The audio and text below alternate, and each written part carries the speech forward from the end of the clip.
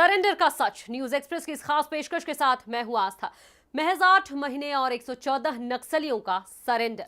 आखिर ऐसा क्या बदल गया है छत्तीसगढ़ में? क्या वाकई नक्सली अमन के रास्ते पर चलने को तैयार हैं या फिर ये सिर्फ तस्वीर का एक पहलू है?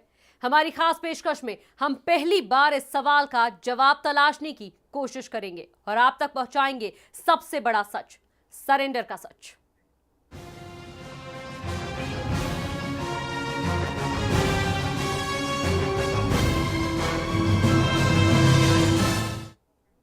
आखिर ऐसा क्या हुआ जो खून खराबे पर उतारू नक्सली शांति का झंडा उठाकर सरेंडर को तैयार हो गए हैं?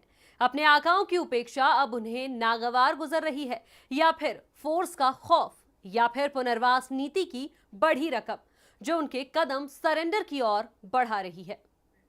आकाओं की उपेक्षा या खौफ में है खूंखार, घर बसाने का देख रहे सपना, या लाखों का लालच?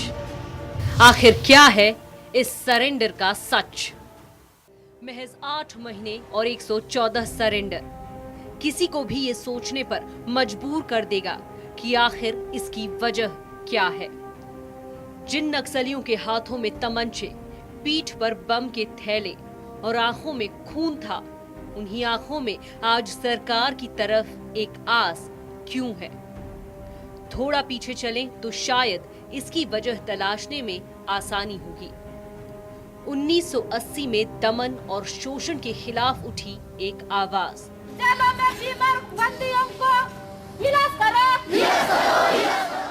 जिसे नाम दिया गया नक्सलवाद। लेकिन बदलते वक्त के साथ नक्सलवाद ने लाल आतंक की शक्ल अख्तियार कर ली। बीते साल दरभा हमले में नक्सलियों का खौफनाक चेहरा पूरे देश ने देखा।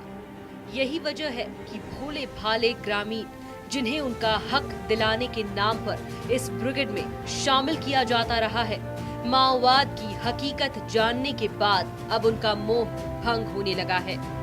अपने आकाओं की उपेक्षा हो या फिर महिला नक्सलियों पर उनके साथियों की गंदी नजर, या घर न बसा पाने का दर्द, ये वो तमाम वजह है जिसके लिए अब ये नक्सली खौफ के इस खूनी खेल को छोड़ मुख्य धारा में वापस लौटने को मजबूर हैं। देखिए, नक्सलाइट्स ने लास्ट ईयर भी सरेंडर किया था, उससे पहले भी सरेंडर करते रहे हैं, लेकिन मुझे लगता है कि ये वो समय आ गया है कि नक्सलियों ने ये जान लिया है कि ये जो लड़ाई चल रही है ये व्यर्थ की लड़ाई है। पहले से डेवलपमेंट था वो भी खराब हो गया है, चीज़ें तोड़ फोड़ कर दी गई है, बिल्डिंग्स को तोड़ फोड़ दिए गया है, रास्ते सारे खराब कर दिए गए हैं। जो उनको लगता था कि उनकी पार्टी कुछ करेगी, जैसे कुछ लोगों ने बताया, वो पार्टी ने कुछ किया नहीं है। जंगल का जीवन भी अब उतना आसान नहीं रहा। रेफ्यूजी सी जिंदगी और 24 घंटे सर पर मौत का खौफ एक बड़ी वजह है जिस कारण अब नक्सली मुख्य धारा में लौटना चाहते हैं। जो नक्सली प्रोन इलाके हैं उन इलाकों में पुलिस और सीआरपीएफ की गतिविधियां बढ़ी हैं, जिसकी वजह से एक उनको भय है। दूसरी बात यह है कि नक्सली अब उस जीवन से ऊब रहे हैं जिस जीवन में कुछ भी नहीं है सिवाय जंगलों की धूल छानने से। बहरहाल वजह जो भी हो, लेकिन महज 8 महीनों में इतनी बड़ी तादाद में नक्सलियों के सरेंडर से छत्तीसगढ़ पुलिस खुद की पीठ थपथपा रही है। लेकिन कड़वी सच्चाई ये भी है कि पुलिस ना तो अब तक नक्सलियों के आकाओं तक पहुंच पाई है और ना ही उनके ठिकानों का पता लगा पाई है। रायपुर से express reporter Sudeep Tripathi. Surrender के सच की इस तस्वीर को और बारीकी से समझने के लिए पहली बार ग्राउंड जीरो पर पहुंचकर नक्सलियों के इस बदले रुख को बेहद करीब से जानने की कोशिश की है एक्सप्रेस रिपोर्टर्स की टीम ने। छत्तीसगढ़ के उन इलाकों तक पहुंची एक्सप्रेस रिपोर्टर्स की टीम जहां नक्सलियों के अलावा आज तक कोई नहीं पहुंच पाया। रायपुर से सुदीप त्रिपाठी, जगदलपुर से एक्सप्रेस रिपोर्टर आशीष तिवारी और अंतागढ़ से जयंत रंगारी हमारी इस खास पेशकश के साथ हमारे साथ बने रहेंगे। लेकिन सबसे पहले हम इस खास रिपोर्ट में ये देखते हैं कि पिछले कुछ दिनों में कितना कम हुआ है लाल आतंक। वैसे तो नक्सली पहले भी सरेंडर करते रहे हैं, लेकिन इतने कम वक्त में इतनी तादाद में नक्सलियों का सरेंडर वाकई हैरान करने वाला है। आंकड़ों पर नजर डालें तो इस साल जनवरी से अगस्त तक इनामी नक्सलियों को मिलाकर कुल 114 नक्सलियों ने सरेंडर किया है, जिसमें जनवरी में 5 नक्सली, मार्च में 4 नक्सली, अप्रैल में 4 नक्सली, मई में भी 4 नक्सलियों ने सरेंडर किया, जून में 30, जुलाई में 22 और अगस्त में 40 नक्सलियों ने सरेंडर किया। वहीं अगर जिलेवार आंकड़ा देखें तो 8 महीनों में नारायणपुर से 5 नक्सली, दंतेवाड़ा से 4 नक्सली, बीजापुर से 24, कांकेर से 15, सुकमा से 6, कोंडागांव से 42, राजनांदगांव से 8 और बलरामपुर से 1 और गरियाबंद से 9 नक्सलियों ने सरेंडर किया। नक्सलियों के सरेंडर में सरकार की पुनर्वास नीति भी कारगर साबित हो रही है, जिसे सरकार ने 5 गुना बढ़ाकर नक्सलियों के लिए पुनर्वास की राशि 12 से बढ़ाकर 60 लाख कर दी है। तो मुझे लगता है कि ये वो समय आ गया है कि नक्सलियों ने ये जान लिया है कि ये जो लड़ाई चल रही है ये व्यर्थ की लड़ाई है। तो कुछ जो नक्सलियों से बातचीत करने के जो नतीजे आए हैं वो इस प्रकार हैं कि मेन कारण ये है कि दे हैव रियलाइज्ड कि दिस वॉर इज फ्यूटाइल, ये व्यर्थ की लड़ाई है। सरकार और फोर्स भले ही सरेंडर की बढ़ती तादाद पर अपनी पीठ थपथपा रही हो, लेकिन कांग्रेस इसे सरकार की साजिश बता रही है। कांग्रेस का आरोप है कि सरकार अपनी वाहवाही कराने के लिए भोले भाले आदिवासियों को नक्सली बताकर सरेंडर करवा रही है। ये छत्तीसगढ़ का दुर्भाग्य है कि पिछले सालों में मुख्यमंत्री डॉक्टर रमन सिंह जी की नक्सलियों के मामले में कोई स्पष्ट पॉलिसी रही नहीं, लेकिन झीरम घाटी में जिस दिन ये नरसंहार की घटना हुई उस दिन तो नक्सली पूछ रहे थे कि महेंद्र कर्मा कौन है, नंदकुमार पटेल कौन है।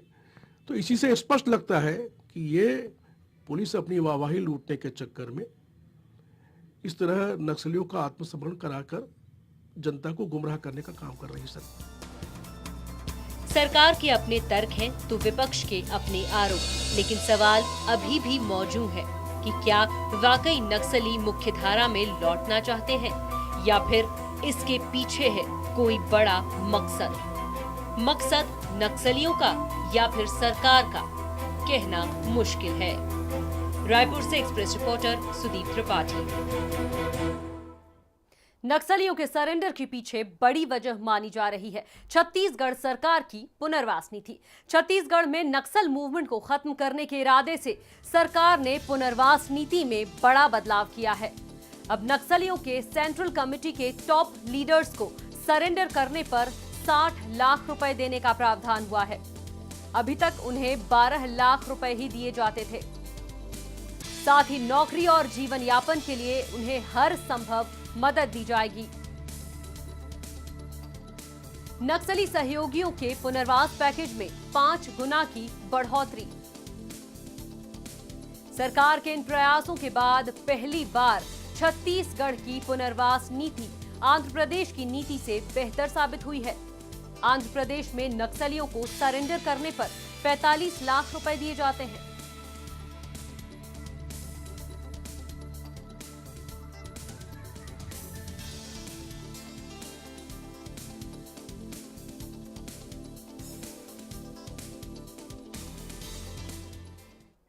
और नक्सलवाद की हर रिपोर्ट पर हमारे साथ जुड़े हुए हैं हमारे एक्सप्रेस रिपोर्टर्स। इस वक्त रुक करेंगे रायपुर से सुदीप त्रिपाठी का। सुदीप, इसे आकाओं का डर कहा जाए या फिर लाखों का लालच, आखिर क्या वजह है जो सरेंडर करने वाले नक्सलियों की तादाद साल दर साल बढ़ती जा रही है?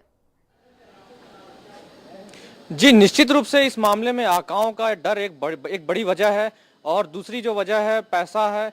जो छत्तीसगढ़ सरकार ने अभी पिछले कुछ सालों से जो मुआवजे की रकम है उसको बढ़ा दी है, और ये सबसे बड़ी वजह है क्योंकि एक सामान्य आदमी के लिए पैसा बहुत ज़्यादा मायने रखता है, और नक्सली इस स्थिति में नहीं है कि वो शहरी जीवन एकदम से व्यापन कर पाएँ और उनको नौकरी और ये सारी सुविधाएं मिल पाएँ, और धीरे धीरे वो शहर की जीवन शैली की ओर आकर्षित होते जा रहे हैं। और इसकी दूसरी सबसे जो बड़ी वजह है, वहाँ पे जो यंग जनरेशन है, जो नक्सलियों की जो युवा और युवतियां हैं, उनके बीच प्रेम संबंध की भी बात आई है, और कुछ जो युवतियां हैं वो गर्भवती भी हुई हैं, और ये एक ऐसा पहलू माना जाता है जिसकी वजह से वो वहां से जंगल के जीवन को छोड़ने के लिए तैयार हो जाते हैं, और आकाओं का डर इस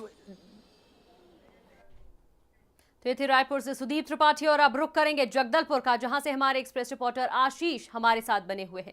आशीष, आप लंबे वक्त से नक्सली मसलों से जुड़ी खबरें न्यूज एक्सप्रेस को देते आ रहे हैं, तो आपसे सबसे पहले तो ये समझना चाहेंगे कि आखिर किस तरह की जिंदगी रहती है नक्सलियों की।